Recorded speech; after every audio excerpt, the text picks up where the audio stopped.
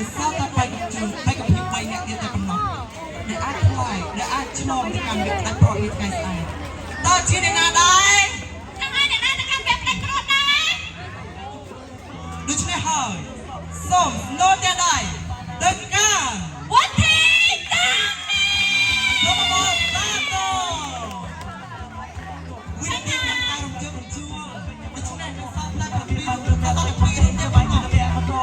ខ្ញុំមិនដឹងពីអ្នកណាមានដល់តារានៅក្នុងវត្តសិនអត់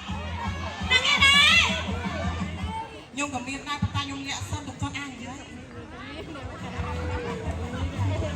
អូយមានអ្នកតែជឿបាយទៅសុំតែអ្នកទាំងអស់គ្នាដឹកស្មារតីដល់តែម្ដងគឺជាអ្នកណាដែរអូអ្នកណាគេដែរដូច្នេះហើយសូមស្នូទៀតដែរទៅកាន់បេក្ខជនដែលមានឈ្មោះវ៉ាន់សាប់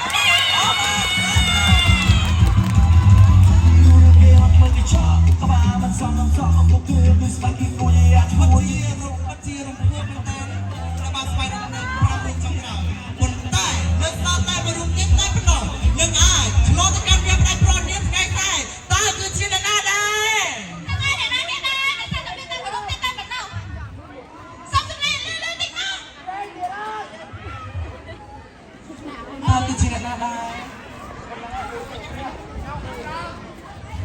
អ្នកដែលអាចខ្លោចទៅជាអ្នកដែលអាចបន្តដំណើរទៅកាន់វាផ្ដាច់ព្រាត់នាថ្ងៃស្អែកបាននោះគឺសូមមកសាទរទៅកាន់បេក្ខជនមានឈ្មោះក្រេងសូមមកសាទរ